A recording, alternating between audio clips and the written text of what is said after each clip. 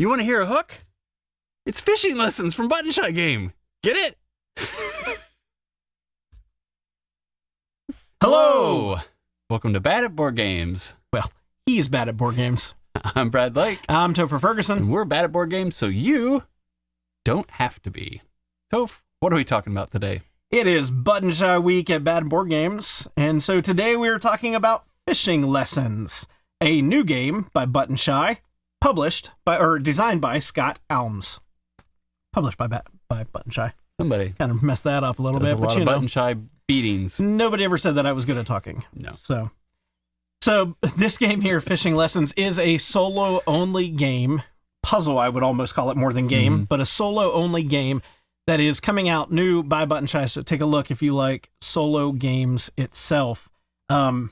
You want to talk about what it looks like? You want to talk about mechanics? What do we want to talk about? Just go into mechanics. We're trying to keep these short, and hopefully you enjoy them and we'll have more videos. Tiny package. Just like Button Shy. Tiny. Yes. Wallet-sized game. Too many jokes that I can make about this. Dad jokes, and I'm going to laugh through them all. So this game here, let's talk about mechanics. Let's talk about the game real quick. So I'm not going to teach you how to play, but in short, you will have a character, and your character is going to have a mission on it, which is going to be the number of fish that you need to be able to collect at one time during the game. And so you start with your character. You're going to have a bunch of cards. These are your lake cards. They're going to turn into your fish cards because on the other side of them, you will see some fish. You are going to go out as a character fishing, looking for specific fish. And in order to do that, you're going to take up some fishing lessons. And your fishing lessons are going to become programmed cards that you're going to use to be able to see what fish you are actually able to draw from the lake. The fun thing with this game is the programming aspect. So this is, if you are familiar with or like programming games, probably a game that you want to check out. You're going to be told on the lesson to do something specific, maybe some flipping of some cards, maybe you're moving your boat across the lake, but you're going to do one or two short actions and then you're going to be done. The next turn, though, you're going to add a second lesson to it. You could add it before, you can add it after, you can add it in the middle of your row, but you're going to be doing everything in order as you go throughout that step of the game. You also could choose to replace some of these cards, but again, as you replace them, you're going to continue still working in order. So it is a programming game completely. You're going to be flipping over cards, flipping them back upside down, trying to remember, matching game, where your fish are actually located. Yeah, and if you have to get 3 different kinds of fish, you only want those 3 fish showing and the other cards flipped over. So that's the back and forth in the puzzle. Like, I flip these, and then I move, and then I'm going to try to flip this one over so that then I meet the win condition after those actions are done. So it's a cute little game. My son loves this game. Yeah. Loves this game. Like, he's played it. I think he's gone through all the different fishermen, all the way through to the expert. Really, really, really likes this game. Yeah. So. It's got multiple levels to it. I have not yet played at the expert level, but I have played at the beginner and the intermediate levels, and I've played with most of the fishermen. I usually just shuffle them together. There's 3 cards. You've got 6 different fishermen, so 3 in the fronts, 3 in the backs. I usually don't try for a new one. I'm just shuffling them together and drawing one at random. So I haven't played them all yet. I know that for a fact. But I have been able to get up through beginner and intermediate. And then we just did our last playthrough of it. We kind of did it together. And it took us forever, but we did finally win. I didn't think we would. Our brains together had a hard time remembering where fish were actually located. So, but good little game. I enjoyed it. It's a nice little game, and like all the other Button Shy games, these are 10 to 15 minute games typically. Yes. So you're going to win or lose within that amount of time, right? So, what's your win percentage when you were playing more often? When you say is it 50-50? Because you want a puzzle that you can win. Like, I like Marvel Champions, and I got about a 40% loss, 60% win. Yeah. So in my plays of this, before I gave it to your son to be able to play and test out, I was winning almost every one of them at the easy level. I won them all. Yeah. At the next level, the intermediate level, the first couple times I played it, I did not actually get through all the way. But after that, I kind of got back into it. So I should have jumped up to the expert level. At the expert level, I can tell you I would have had a lot more losses. Mm-hmm. It definitely does make things quite challenging because you really have the memory, but you have to get through all of your lessons in a turn in order to be able to win. So you have to be able to program it out well. So that would add a lot more complexity to it. But I like matching games and I love programming games. So this is a game right up my alley. So I feel like maybe I won maybe a little bit more percentage than somebody who doesn't play a lot of programming games in that aspect. But yeah, I got quite a bit in, and then I gave it to your son and haven't played it for a while until today. And I've had memory loss between then and now. He kind of monopolized it once he started playing. Yeah. I was like, can I get that back, please? He was playing it multiple times. Can I get that back? I want to, Yeah, every day for quite a while. So until I took it back for us to review. Yeah.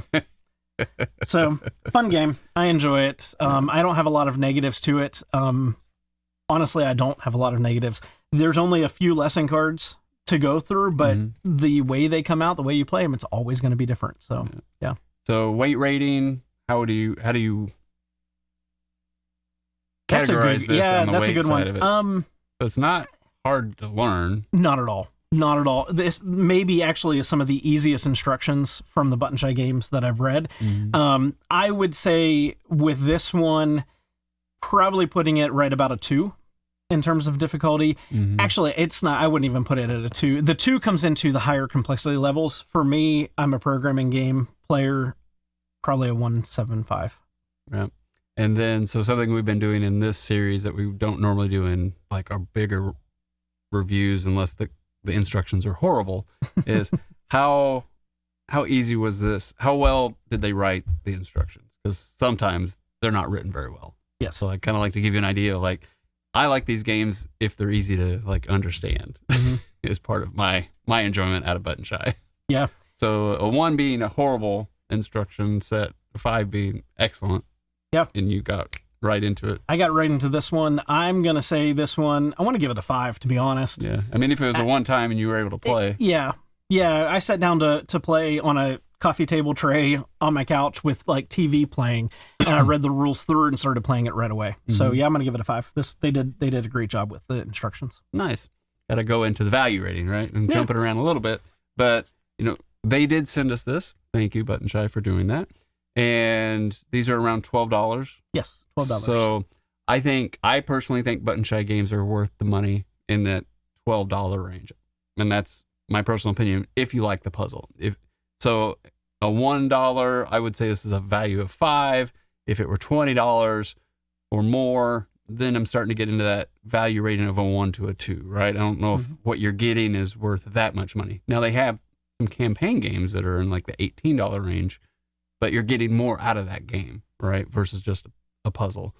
I kind of rate this because I like Button Shy and I like the puzzles that they present at a 4. So even, I may not, and if you don't like those puzzles, you're probably going to say, well, for $12, it's a 3, right? Or, but like it's $12. It's hard to go wrong with a $12 game. Like you go to the movies or you buy popcorn or something and it's, cost you more than this game that you can play a few times and enjoy it. Or even if you don't enjoy it, you had an experience. But for the most part, I'm going to say these are 3 to 4. I personally see Button Shy games that are around that 4 mark. Yeah, I agree with that. But if you want a little bit better value and you like arts and crafts, instead of getting the nice cards and the little case to go along with it, you can actually do a print and play off their website. And those usually run, I think, somewhere between $3 and $6, depending on the game.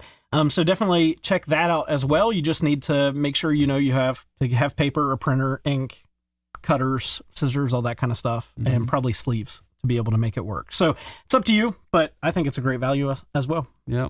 So my BGG rating on this was probably the one that we've got I like the least. And like I said, my son would say this is a fabulous game. Like he loved this game. But for me personally, I'm going to say this is about a 6.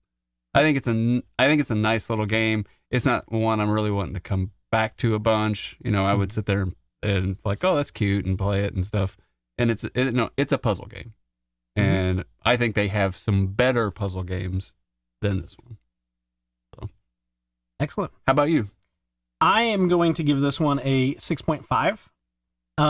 I really do enjoy the puzzle aspect of it, but after playing it for a few days in a row, I was kind of like, I'm going to be okay with giving this one to your son. And then all of a sudden I was like, wait, I want it back. So I still want to play it, still want to pull it out to be able to play. But like Brad said, I do think there are some other games from Button Shy that I enjoy a lot more that are solo puzzle games. Keep in mind, this is solo only. You're not going to play this with anybody else. So if you're not a solo gamer, maybe pass on this one. If you are a solo gamer and you like that puzzle, I would definitely say check it out. It's probably not the only one I'm going to pull off the shelf, but I'm definitely down to play it and keep playing it. Awesome. Anything else we have to say? I think that's things about sums it up. Yeah, these are kind of quick games to play, and they're quick reviews to be able to go through. I'm not going to find a whole lot of faults in it. I think it's excellent. I think it's worth the money, and I think you should definitely check it out. That's about it. Can you believe it? We're keeping these short. We've talked about other board games for 40 minutes. Yeah, but look at the size of this one. And then look at the size of your Kickstarter all-in Vindication box. So anyway, it's just fun. It's funny to make fun of ourselves because we talk a lot. We do. Just remember, no matter how you play, whether it's solo, with family, or friends, enjoy whatever games you are bringing to the table. Have a great day.